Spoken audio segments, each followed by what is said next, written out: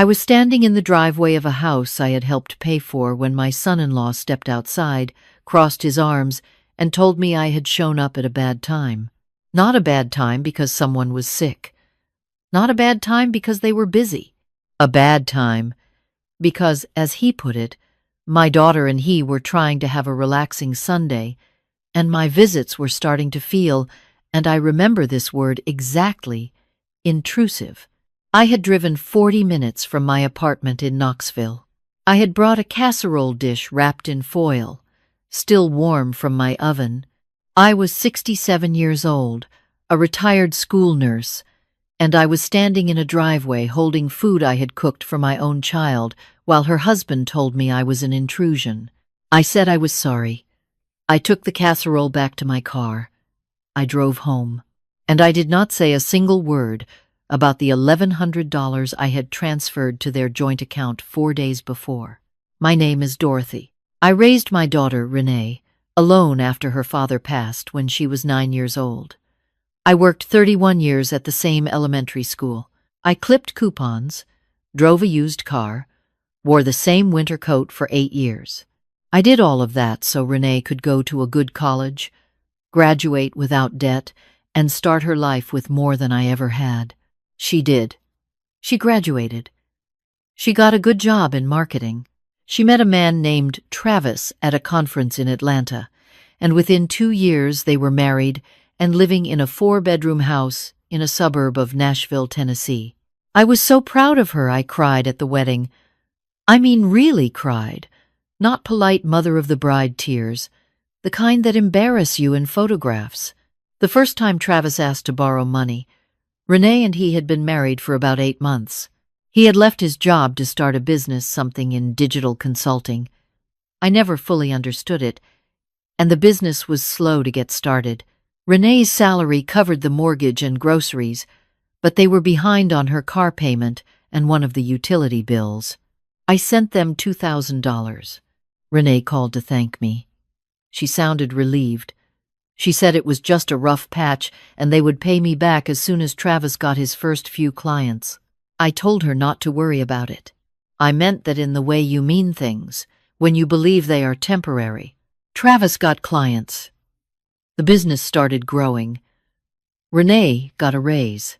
I watched from a distance as their life expanded. Newer furniture, weekend trips to Asheville, a kitchen renovation I saw in photos on Renee's social media that I estimated, based on the new countertops and appliances, cost somewhere between $15,000 and $20,000. I was still sending money, not the same $2,000. It had grown request by request, over months and then years, into something I could not have predicted when I handed over that first envelope. It started as car payments when Travis decided his truck was not suitable for client meetings and financed a new one without telling Renee until the bill arrived. Then it was the credit card minimum when they had a month with too many expenses. Then it was Renee's student loan because, as she explained it, they had a lot going on financially, and could I cover it just this once?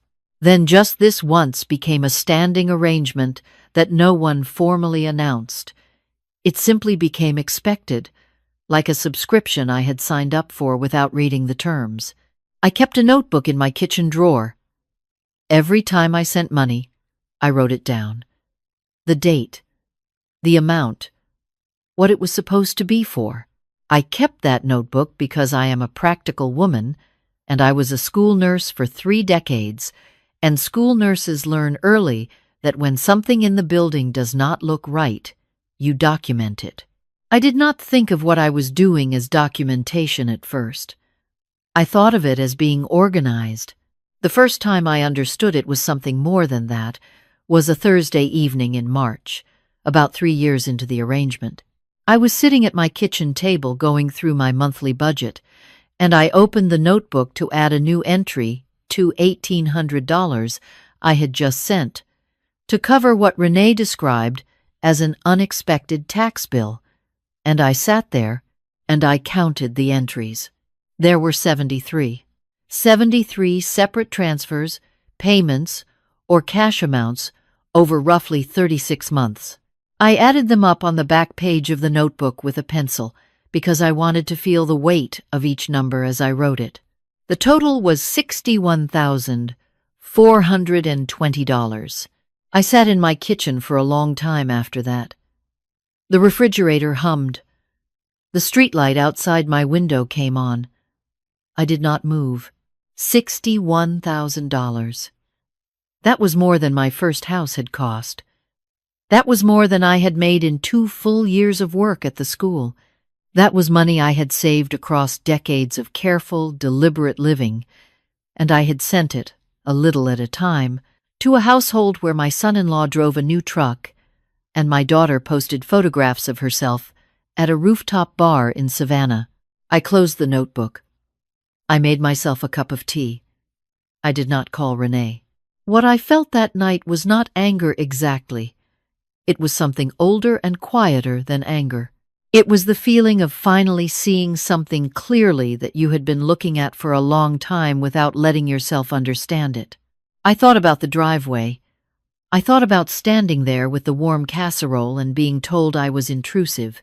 I thought about every time I had called Renee and heard her sound slightly impatient, slightly distracted, as though my call had interrupted something important. I thought about Christmas the year before, when Travis had made a comment at dinner about how lucky Renee was to have a mother who was so financially generous, and the way he had smiled when he said it, not at me but past me, at some private satisfaction I was not meant to see clearly.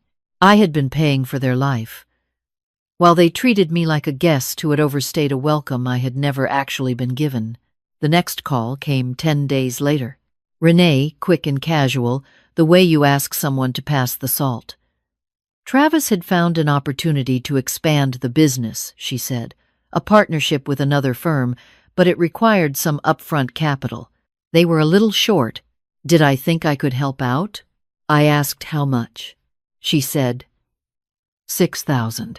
I said I needed a few days to look at my accounts. She said, of course, no rush. She appreciated me so much I was the best. I hung up and I opened my notebook and I wrote down the date and the amount requested, and next to it I wrote one word. No. Then I went to my computer and I pulled up every bank statement from the past 3 years. I printed them. I organized them by month. I matched each outgoing transfer to an entry in my notebook, and then I started a second document, a clean-typed list, organized by category. Car payments. I had covered 9 of them. Credit card minimums. 14 payments across 3 different cards. Utility bills. 6. Student loan payments. 22. Various described as emergencies, unexpected expenses, or opportunities. The rest. When I finished, I had a typed list of 91 entries going back 36 months. I printed it and put it in a manila folder with the bank statements behind it. Then I went back to the notebook, and I counted forward from those 36 months because I realized I had missed something. I had started the notebook late. The first few months I had not written anything down because I still believed things were temporary. I reconstructed those early months from memory and from the bank statements that confirmed the dates. When I added those in, the number of separate transactions was 114. 114 payments across nearly 4 years. 114 times I had opened my account and moved money into theirs. I held the manila folder in my hands, and I thought about $61,000. I thought about my retirement account, which was smaller than it should have been because I had been supplementing their life with money that should have been supplementing my own future. I thought about the trip to Portugal I had been telling myself I would take for 15 years. I thought about the new hearing aid my doctor had recommended 6 months ago that I had decided to hold off on because the timing did not feel right financially. I thought about the casserole in the driveway. I put the folder in the drawer beneath my nightstand, and I called my friend Carol, who is 71 and the wisest person I know, and I told her everything. Carol had grown up with 4 brothers, and she had spent her career as a family court paralegal. And she listened to me for 45 minutes without interrupting, which is how I knew she understood the gravity of what I was telling her. When I finished, she was quiet for a moment. Then she said, "Dorothy, the question is not whether they have been wrong. The question is what you are going to do now." I already knew. I had known since I sat at my kitchen table that night with the pencil and the notebook. I had just needed to finish building the case, not for a court, not for anyone else, but for myself, because I am someone who has to be sure before she acts. I had to see the whole picture before I could walk away from it cleanly. I called my bank the next morning. I set up a new savings account that Renee did not have the number for. I arranged to have my pension deposit and my retirement distribution go into that account starting the following month. I changed the account that was linked to the payment apps we had been using. Then I called my doctor and scheduled an appointment to get fitted for the hearing aid. Then I opened a travel website and I looked at Portugal for 20 minutes. When Renee called back about the $6,000, I picked up on the second ring. I told her I was sorry, but I would not be able to help with that. There was a pause, the kind of pause that tells you someone is recalibrating. She said she understood. No big deal. They would figure it out. We talked for a few minutes about nothing in particular and then said goodbye. I sat by my window afterward and watched a pair of cardinals on the feeder outside, and I felt something I had not felt in several years. I am not sure what to call it exactly. Stillness, maybe? The particular stillness of a decision that has been made correctly. Over the next few weeks, I did not send any money. No requests came either at first. I wondered sometimes if Renee sensed something, the way people sometimes sense a shift in weather before they can see the clouds. Then, 6 weeks after that first no, she called again. This time, her voice had a different quality, lighter on the surface but with something underneath it, a careful politeness that people use when they are about to ask for something significant. She said things had been a little difficult lately. Travis's partnership had not worked out the way they had hoped. They had some bills that had backed up. She wondered if I was in a position to help, just temporarily, just to get them through the next couple of months. I asked her to tell me specifically what she needed. She listed 5 things: the truck payment, the electric bill, a credit card that was past due, something related to the business, and Renee's own car insurance, which apparently had lapsed. I listened to all of it. I let her finish. Then I said, "Renee, I love you, and I need to tell you something." I told her about the notebook. I told her about the folder. I told her the number 114 payments, $61,420 over 4 years. I told her calmly, the way I used to tell parents difficult things about their children at the school, sitting across a desk, steady and clear. She was quiet for a long time. Then she said that was not the way she had seen it, that I had always offered, that she had never realized how much it had added up to. I said I understood that. I also said that understanding it now was important, because I was not going to be able to help in the same way going forward. My retirement was not what it needed to be. I had my own expenses. I had my own needs that I had been setting aside. She said she was sorry. She sounded like she meant it, though she also sounded frightened, which is a different thing. I said I was sorry too, that I should have had this conversation earlier instead of letting it continue past the point where it was hurting both of us. We got off the phone and I sat with the quiet for a long time. What happened next did not happen fast. It unfolded over several months, the way that certain unavoidable things unfold, gradually and then all at once. Travis's business partnership dissolved and cost them money in the process. The truck was repossessed. I did not know that until Renee mentioned it weeks later, quietly, without asking me to fix it. The house, which I later understood had been financed more aggressively than their income strictly supported, became a source of serious strain. Travis picked up contract work, Renee took on extra freelance projects. I did not rescue any of it. I watched it from 40 minutes away, the way you watch weather from inside a window, present to it but not standing in it. I went to Portugal in October. Carol came with me. We spent 11 days. I stood on a hillside in Sintra, looking out at the Atlantic Ocean, and I thought about 31 years of school nursing, about every sacrifice I had made with good intentions, and about the difference between love that helps someone and love that prevents them from needing to help themselves. My hearing aid works well. I can hear the cardinals clearly now. The change in Renee did not come from me saying anything more.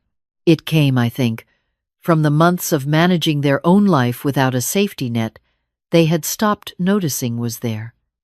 It is hard to understand what something costs until you have to bear the cost yourself. She called me one evening in November. Travis was not on the call. She said she had been doing a lot of thinking.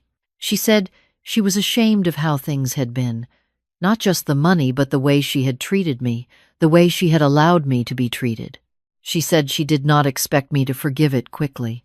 I told her I did not need quick. I told her I had loved her since before she could talk, and I would love her past anything she had done. But I also told her that love between adults has to go both directions to survive, and that was something we were going to have to build, maybe for the first time. She cried. I cried a little too, though I waited until after we hung up. I still have the folder in the nightstand drawer. I do not look at it often, but I keep it because it represents something important to me, not evidence of what they did wrong, but evidence of the moment I finally saw clearly and chose myself without apology. Travis and Renee are still together. He is working. She is working. They are managing their own bills for the first time in their marriage. Last month, Renee drove up to Knoxville on a Saturday, and we had lunch at a place we both like near the university, and she brought me flowers, which she has never done in her adult life, and she sat across from me, and we talked for 3 hours like two women who are genuinely glad to know each other. I drove home afterward through the Tennessee hills with the windows down, even though it was cold, because I wanted to feel the air. I am 68 now. I have enough in my retirement account to live carefully and comfortably for the rest of my life, assuming I stop giving it away. I have friends. I have Carol. I have the cardinals outside my window every morning, and a passport with one stamp in it that I intend to fill. I have my daughter in a new way, a better way, a way that is built on something real. And I have a notebook in my kitchen drawer that I will probably never throw away because it reminds me of something I want to remember for as long as I can. That the most important thing I ever did for Renee was not the $61,000. It was the day I finally said no and loved her enough to mean it. If you are out there right now, helping someone who has stopped seeing you as a person and started seeing you as a resource, I want you to hear this. You are allowed to stop. You are allowed to protect your own future.